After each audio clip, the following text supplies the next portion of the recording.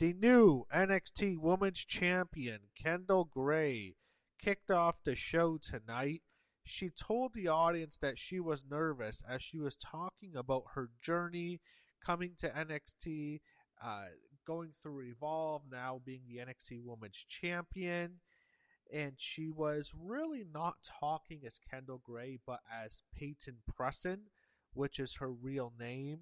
And it was a very real promo here. She was wearing all white, and I thought she was doing well. And then she was interrupted by her best friend, Ren Sinclair, who came out carrying a celebratory cake after both she retained her Speed Championship, and of course Kendall won the NXT Women's Championship at the Great American Bash. And actually, Ren appeared at the beginning of the show with Kendall backstage. Kendall wanted Ren to come to the ring with her, but then Ren told her, "This is your moment. You go out alone." But in reality, Ren was just preparing Kendall's cake, and that's what they do now. I think the whole gimmick with Kendall Gray, she loves to eat cake and like eat it with her hands and get all over her face. I don't buy it because when I look at Kendall Gray, she doesn't look like someone who's had a slice of cake in her life. That's how shredded her body is. It's like she's so skinny. I don't believe it. Anyways, Kalani Jordan interrupted them. Then she was actually attacked by Tatum Paxley, and then that's when Kendall and Ren ate the cake, getting it all over their faces. So Booker T was back on commentary finally with Vic Joseph. I don't know why he was gone. I'm still don't understand why he would miss the Great American Bash, because that used to be a WCW pay-per-view. I just think it would make sense for Booker T to be there. So backstage, Keanu Carver attacked El Vikingo. So I bet the AAA fans love that because they hate Vikingo. And then we go to, after the break, Zarya and Izzy Dame are talking. Zarya is, of course, the NXT Women's North American Champion. Izzy Dame wanted the shot. And then we see Lizzie Rain, actually. Like, we hear her, and, like, she was, like, rocking out in a room with smoke. I don't know if she was smoking something. I don't know. Then we go backstage.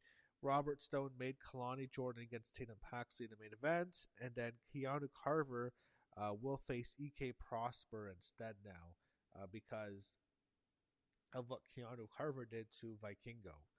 Next, we got the NXT Tag Team Championships on the line. The Vanity Project, Brad Baylor and Ricky Smokes defending against two AAA guys. I don't know. The Vanity Project won. Too many AAA guys. I get it. It's kind of like a throwaway show. Tonight was because it's the NXT after the Great American Bash. It doesn't mean too much.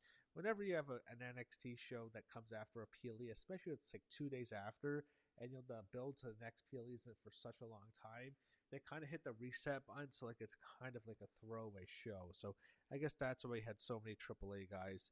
Birthright and OTM were in Stone's office demanding some shit. They all argue, blah, blah, blah. Shawn Legacy and Darkseid walked in. I don't care. This was fucking horrible. Horrible acting. This is the worst part of NXT. Why people don't like the show. People don't want to watch. And it hurts the ratings because, like, the fucking acting is atrocious. None of these guys they're like years away from being on a Raw or SmackDown. Most of them aren't going to even make it. They're going to be cuts before they get called up. And it's just, the acting is horrible. It's hard to get through. I hate it. It's a shit segment. Mason Rook was out next. Speaking of shit. And I hate Mason Rook, man. He faced Jackson Drake. He's the fucking mass transit. You know what he's like? You know what Mason Rook reminds you of? He reminds you of, remember DX in like 06?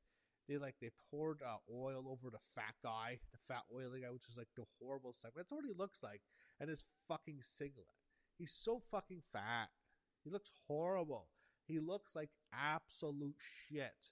His flubber is flopping all over the fucking ring. He looks horrible. Like, it's unpleasant to watch. It's repulsive to even fucking look at. I can't even look at him. I don't want to watch the TV. It's gross seeing all his body fat flop all over the fucking ring. It's like, oh, you can see it. It's because he's in the singlet. At least cover the guy up like Viscera. Viscera used to have like 5 layers of clothing on. He was so overweight, and they made him Big Daddy V. That's what it reminds me. It's like Big Daddy V. Like, oh, he's so bad. It's like it looks horrible. I don't care about this match. I don't like Mason Rook. I don't care if he's a decent wrestler, which he is. He looks like shit. I mean, come on, guys. I can't be the only one who notices this. Like, are you appealing to fucking smarks who only care about good in-ring work? It's like, can you not see the issue with Mason Rook here? Anyway, Jackson Drake won good because the Vanity Project interfered, particularly Mika. And then Rook attacked the other two guys. I do not like him. I do not like his look. I do not like his presentation. I hate this guy. So EK Prosper is talking to Tate Wilder in the back. Just awful, man. It's bad acting.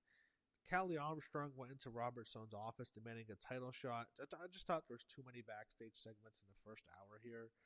Keanu Carver, and like it was so much that like it was hurting the show, and it was hurting the pacing of the show. It was making it difficult to watch. There's just too many, and it felt like they needed to be spread out more within the 2 hours. Keanu Carver against DK Prosper is next. Hank attacked Keanu Carver, smashing him through the barricade. I think it was Hank who got thrown through the table, not Tank. And then it actually led to Carver being pinned by EK Prosper. Good. I hope they don't push Keanu Carver. There's nothing to this guy. He's fucking generic. There's nothing particularly good about him. He's just an angry football guy who's an NIL fucking loser. Oh, man. Look, I'm fucking crazy. He's pretending to be fucking crazy. There's nothing to this fucking guy. So fucking generic. There's nothing spectacular about him. I don't get it. I don't like Keanu Carver. I hate these NIL guys. I don't like Jasper Troy. I don't like Josh Briggs. I don't like the Dark State guys. I hate all of them. Anyway. Kendall Gray was talking to Robert Stone, who made a Fatal 4-Way match next week. And then Natty walked in with her group. Natty wants a title shot, and it's going to happen next week. Kendall Gray against Natty for the NXT Women's Championship. Jada Parker was out next. Then Carmen Petrovich came out with Natty, Nikita Lyons, and what's her name? Layla Diggs? I think that's her name. I don't know.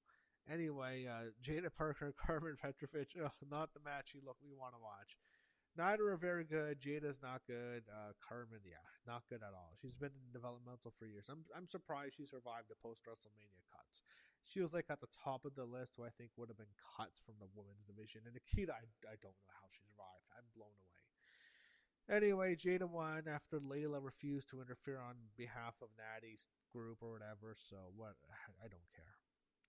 We had an NXT focus on Shiloh Hill and Tatum Paxley over backstage.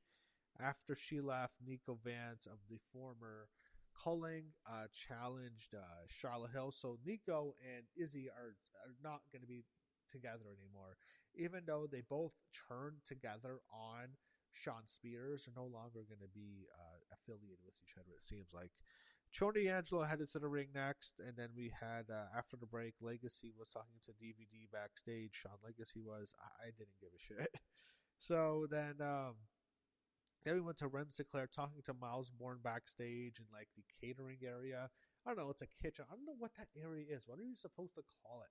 It's not the kitchen. It's not the dining room. It's just like a place where there's a fridge and people eat. The Katana? I don't know. And then what happened is Ren leaves and Tavion Heights walked in. He kind of gave Miles Bourne credit. They're teasing that Tavion's going to turn on Miles Bourne soon. And like formerly, he kind of like he told him off one time, but like now he's going to like go heel against him, attack him, and do something dastardly against him. Tony D'Angelo was out next. He cuts a promo after winning, and then as he was leaving, Kendall Gray walked out, and she gave him a fist bump. But then we saw Naraku attacking Tony D'Angelo. He attacked him with a chair, hit his finisher on the chair, and then Kendall Gray was actually on commentary after the break, and that's when the announcers previewed the show. And they actually showed that Naraku misted.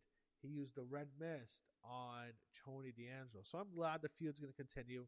I do think Naraku is going to get the belt from him eventually, and we might see like a new host of torture in WWE, but I did feel like it was a little bit too soon for him. But I do think he'll get the belt eventually. So with Kendall Gray on commentary, we went to the main events, Tatum Paxley against Kalani Jordan. So Callie Armstrong attacked Kendall Gray while she was on commentary, and then Kalani and Tatum had a decent matchup here. Both are good. I like Tatum a lot. I think she's so underrated in the ring. Kalani's solid as well. Kalani won with the split-legged moonsaults, and after the match, they kind of acknowledged each other, and it kind of paused. Like, it went on for a bit. I was thinking, oh, they're going to let Tatum say goodbye to the fans, but then Tatum is attacked by someone I don't know. Supposedly a prominent female independent wrestler. I don't know who that was, but that was NXT tonight. Not a great show, not a great follow up to the Great American Bash, which was not a great show by itself. I didn't think the Bash was a good show. I thought the main event was good, but I didn't think the last PLE or whatever you call it, the television special, was any good. I was watching on Netflix, and yeah, I just thought it's just a standard NXT show. I don't know who this new female independent wrestler is. I don't know who she is. They're going to change her name. That's why they didn't call her by her name, but I don't know. But I thought the show tonight was just kind of there, kind of forgettable. And we'll see what NXT does heading into this as we go deeper now into the summer. I guess WWE is on the road to SummerSlam. NXT is kind of on the road to the Heatwave show. That's their next big PLE. So we'll see what NXT has in store for us this summer.